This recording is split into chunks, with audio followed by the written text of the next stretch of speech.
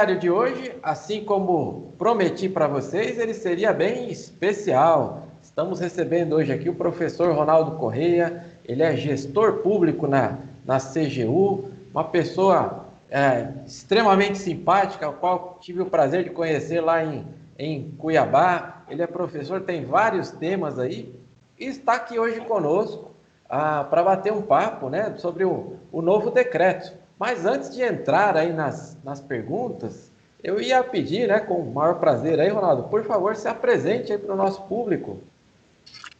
Olá, Ricardo. Olá, pessoal. Eu sou o Ronaldo Correia, sou gestor público, como o Ricardo já disse, né? Atuo hoje ali na CGU e também sou professor da área de licitações e contratos e temas afetos à logística pública.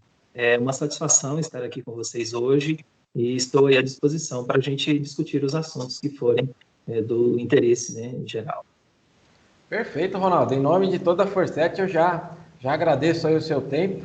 Eu sei que foi bem corrido aí para você para arrumar esse tempinho aí para a gente. Mas vamos lá, vamos aproveitar o seu tempo aí. Eu, Ricardo, já acompanho seus artigos aí de longa data. E eu queria me aprofundar num tema que é muito recorrente aí para o nosso público aí de licitantes, que é justamente o quê? Orçamento sigiloso. O novo decreto trouxe essa frasezinha aí que mexeu com o mercado, né? Orçamento sigiloso. No nosso país, a palavra sigilo não é muito bem vista, né? Mas, por favor, Ronaldo, vamos debater aí sobre o tema aí, orçamento sigiloso, através do novo decreto aí, por favor. Vamos sim, Ricardo. É um tema bastante interessante, tanto para o gestor público quanto para o licitante.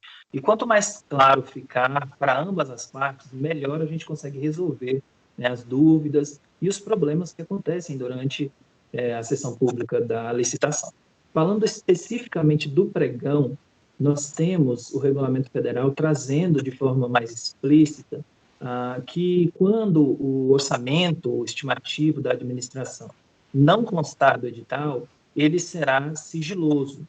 Então, esta é a novidade que a gente tem lá no decreto. Mas eu vou comentar mais à frente sobre um outro detalhe que também é do decreto, que pode gerar alguma dúvida, alguma confusão, que é o sigilo das propostas.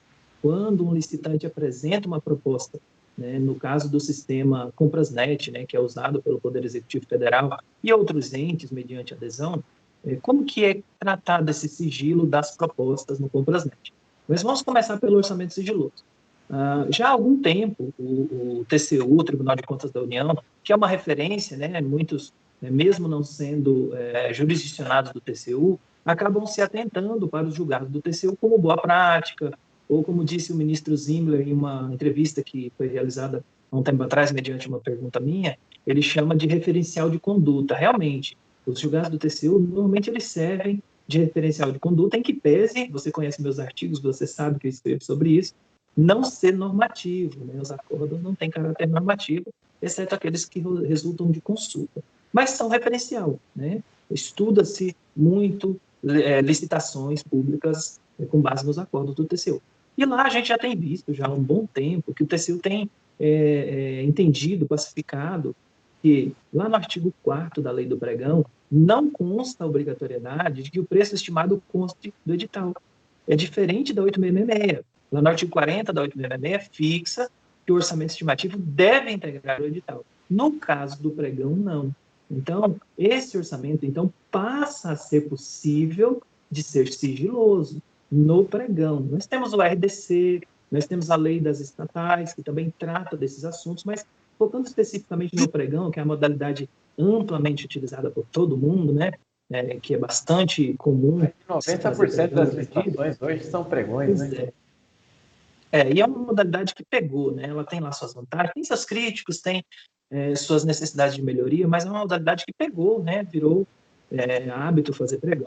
Então, no pregão, a Lei 10.520 não exige que o orçamento estimativo da administração conste do edital. Se não é exigido constar do edital, ele pode ser sigiloso. Aí a gente vai lá para a Lei de Acesso à Informação, porque, afinal de contas, nós estamos falando de publicidade, que é um direito constitucional, né?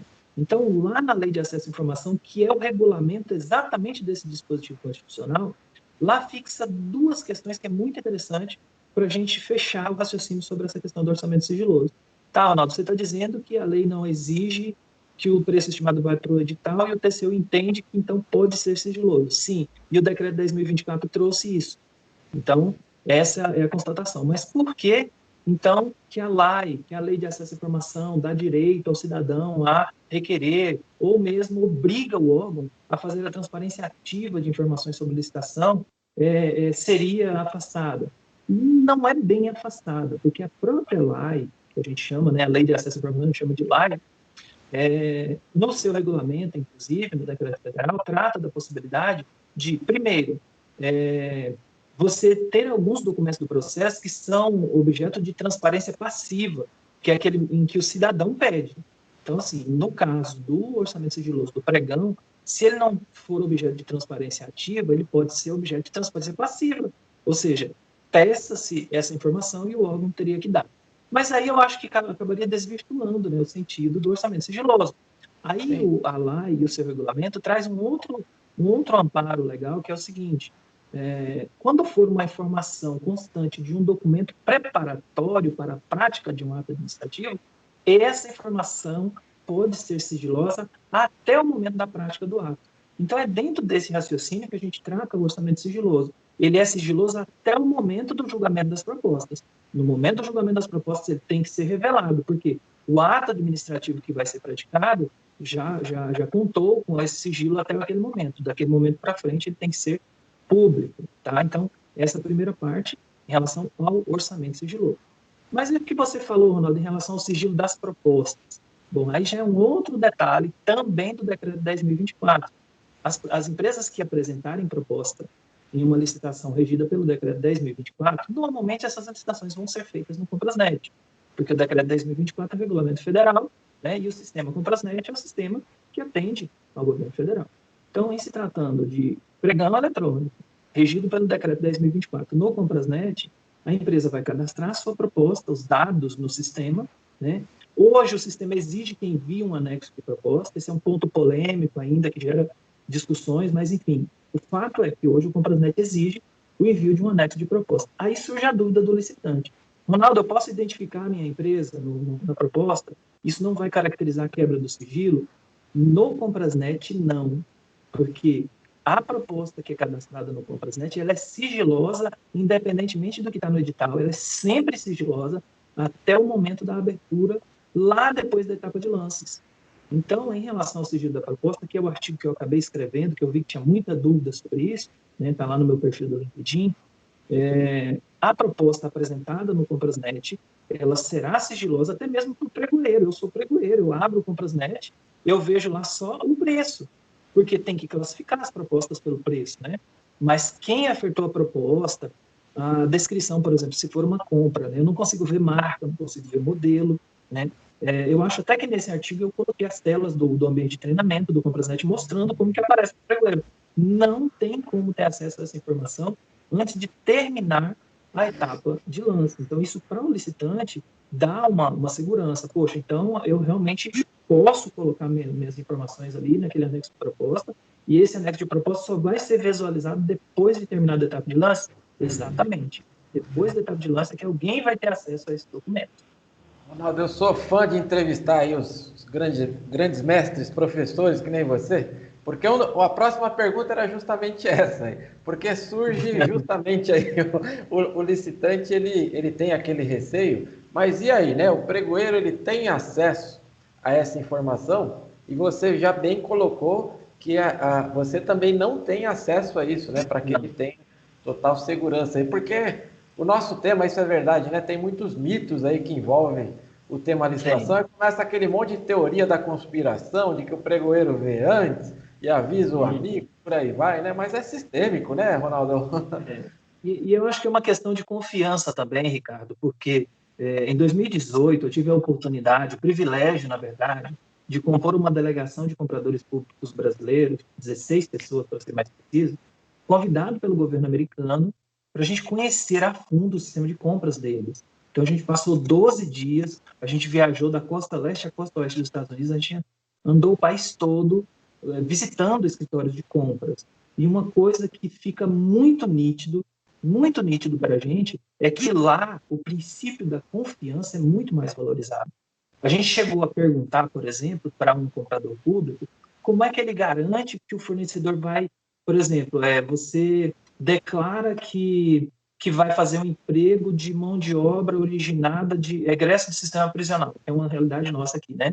Se o licitante faz uma proposta declarando isso, aqui no Brasil a gente já se preocupa. Como é que a gente vai garantir que ele cumpra?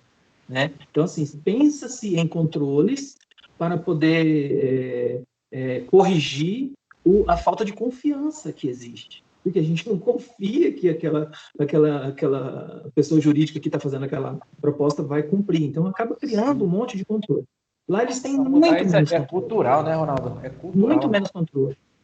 Inclusive, o professor Giacomuzzi, que é professor da Universidade Federal do Rio Grande do Sul, é procurador do Estado lá, ele pesquisou, o doutorado dele foi lá na George Washington University, e a gente esteve lá fazendo palestra, a gente viu o livro dele publicado lá, exatamente sobre o princípio da boa-fé, né, da confiança nas relações da administração com os administrados. Então, quando a gente tem essa quebra da confiança, quando tem esse traço cultural de desconfiança, aí acaba criando esse monte de paranoia, né? Mas, na verdade, na prática, e olha, eu trabalho no órgão central de controle interno do Executivo Federal hoje, né?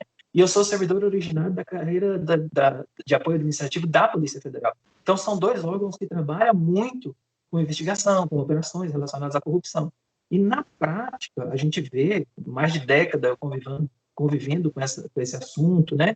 As informações públicas que a gente tem acesso, a gente vê que essa desconfiança generalizada, ela nem sempre tem base na realidade. Às vezes é só paranoia mesmo. Sim, teoria da conspiração. E aí começa aqui, telefone sem fio, né? E aí vai passando para o amigo e quando vê, o povo deixa de licitar aí, de ganhar dinheiro. Não dá repercussão para esse tipo de pessimismo, não. Também a gente não pode ser inocente ao ponto de achar que todo mundo é honesto e ninguém vai fazer nada errado, né? Mas isso aí é uma tolice. Um comprador público, não. Manda lá para o Ministério Público, eles que vão investigar, aprender, fazer o que é necessário. A gente tem que fazer compras públicas eficientes. Faz o barulho correto, né, Ronaldo? Hoje com uma hashtag aí você consegue fazer um barulho enorme. Professor Ronaldo, o tempo não me ajuda muito e eu quero arrancar o máximo aí de você. Por favor, eu vejo que você tem uma larga experiência aí na CGU. Deixa um recado aqui também, porque nós temos um bom público aqui também de gestores públicos, né? Fala um pouquinho aí dos desafios, até com os dois públicos aí. O desafio do gestor atual, né? Você confidenciou aqui para mim que você já faz parte da cultura de vocês, do teletrabalho, mas tem muita gente que está conhecendo isso hoje, né? Está conhecendo agora, a toque de caixa aí. Se você puder deixar falar um pouquinho sobre isso aí para o nosso público, eu agradeceria. Olha, é um tema muito geral, né? Quando fala em gestão pública, os desafios da gestão pública, a gente começa lá do presidente da República, né, e vai até o último gestor lá da ponta da cadeia de suprimentos toda, né? Então, assim, seria muito amplo. Mas, assim, focando especificamente na gestão das compras públicas, que é aquele perfil de gestor que toma decisões acerca de qual contratação vai ser feita, de como que vai fazer, como que vai planejar, como que ele vai equalizar o orçamento com a necessidade. Esse perfil de pessoas, que é o gestor da área de compras públicas, ele tem uns desafios intrínsecos, por exemplo, esse caso da falta de confiança, né? Quando a gente vê essa flexibilização que está tendo na legislação de compras agora para o combate à pandemia, tem muita gente torcendo o nariz. Não, está flexibilizando, está facilitando a corrupção. De fato, todo empreendimento humano vai ter desvio de finalidade. Você inventa a internet, que maravilha, aí o outro vai falar, mas dá para usar para fazer coisa errada. Dá para usar para fazer coisa errada. Tudo dá para fazer coisa errada, né? Como diria lá o Lavoisier, né? A diferença entre o veneno e o remédio é a dose. Exatamente. Então, o uso. Então, quando se fala em gestão das compras públicas, um grande desafio do gestor das compras públicas é o planejamento. Porque o demandante não planeja na maioria das vezes. Aí, quando você implanta uma sistemática de planejamento da contratação pública, que o governo federal já está tentando faz tempo, já quase 2 anos, né? Com o plano anual de contratação, com o sistema de gestão das compras públicas, é difícil você equalizar isso, e o gestor ele tem que colher essas demandas um ano antes, quase um ano antes, na verdade, né? porque o prazo normal é até abril. Então, o gestor da área de compras públicas, o maior desafio dele hoje é o planejamento. E veja quão importante é esse planejamento para o mercado também. Imagina se todas as empresas que trabalham com determinado ramo já soubessem em abril quais são as licitações da CGU no ano que vem. Não fica muito melhor de se organizar? Com De repente, certeza. você planejar, né, as férias do seu funcionário. Qual é o período do ano que você vai dar férias para o seu funcionário? É o período em que tem menos licitação, porque você vai perder menos negócio. Ou a sua capacidade operacional vai ser reduzida e não vai perder negócio, porque naquele período tem menos licitações. Então, assim, para o mercado também, essa previsibilidade é muito importante. Então, eu deixo aí a sugestão para os gestores de compras públicas que foquem no planejamento. É claro que nesse período de pandemia a gente faz o que der, porque estamos falando de vidas, né? Então, assim, Exatamente. planejar toda a contratação da pandemia não vai ter jeito. A legislação foi flexibilizada exatamente para fazer do jeito que der e salvar o maior número de vidas possível. Fora esse contexto emergencial agora, planeje as contratações regulares, até mesmo porque o impacto econômico e orçamentário daqui para frente vai ser absurdamente grande. Quem não se planejar vai ter muita dificuldade em conseguir executar as suas contratações públicas. E o mercado, fique atento aos órgãos que fazem esse planejamento, porque você já pode pôr no seu calendário, né, de atuação ao longo de determinado período, normalmente de um ano, quais são as licitações que você vai participar, que vai focar, vai se preparar melhor para poder, de repente, entrar numa competição com melhores condições, né, e até mesmo atender melhor ao órgão. Sensacional, professor. É exatamente isso que a gente precisa. É fazer que nem a brincadeira que muitos têm feito agora, pega a visão, né? Vem lá do comercial do Santander, não é isso? Mas já deixo aqui a dica aí. Pessoal, o horário, né, professor, não nos permite. Eu queria que, por favor, eu já sou fã de carteirinha, já sigo nas redes sociais, né? Mas, por favor, você deixasse aqui. Já deixo aqui até uma dica, ele escreveu Nós estamos gravando este vídeo 2 dias após a divulgação aí da MP 961. Ele conseguiu escrever madrugada fora, foi um dos primeiros artigos aí que eu já vi na internet, logo pela manhã já estava disponível. Eu deixo a dica aí para vocês, mas eu gostaria, né, professor, por favor, deixe aí seus canais, onde a gente pode encontrar, te acompanhar, seus artigos. Por favor, sinta-se à vontade. Obrigado, Ricardo. Olha só, vocês podem acompanhar os artigos que eu escrevo e as postagens que eu faço em 2 mídias sociais, que é as que eu uso mais, né? Facebook, o WhatsApp a gente usa mais para fins pessoais. Agora, o Instagram, né? ronaldocorreia.rc, e o LinkedIn. Você procura pelo Ronaldo Correia mesmo, você vai achar uma foto de um cara barbudo assim, aparecendo comigo e vai ver meus artigos. Eu costumo publicar os artigos lá no LinkedIn, que é uma plataforma que agiliza, facilita bastante compartilhar, é bem fácil de utilizar. Então, são essas as redes sociais que eu utilizo, o LinkedIn e o Instagram, ronaldocorreia.rc. A gente vai colocar aqui embaixo aí o link para que vocês possam acompanhar. Já vou confidenciar para vocês que desligando aqui eu vou bater um papo com ele, porque eu quero o quão mais rápido possível aí trazer para vocês aí um treinamento do professor Ronaldo também, que essa é o que a gente sempre busca, trazer conteúdo, capacitar pessoas, né? A gente vai buscar muito isso. Professor, em nome de toda a Forset, eu já agradeço, né? Mais uma vez a sua disponibilidade, o papo foi proveitoso, conversamos bastante, o tempo voou aqui, a conversa quando é boa, ela é assim mesmo, espero entrevistá-lo mais vezes, né? E, por favor, se quiser fazer algumas considerações finais aí, sinta-se à vontade também. Só agradecer, Ricardo, pela oportunidade e estou sempre à disposição de você. Perfeito. Bom, professor Ronaldo, o contato dele está aqui embaixo. Mais uma vez, muito obrigado. Você que acompanhou até aqui, fique ligado. Estamos atrás de feras aí, como o professor Ronaldo, sempre trazendo bom conteúdo aí para vocês. Não deixe de acompanhar. Foi um prazer, viu, professor? Igualmente. Um grande abraço e até mais.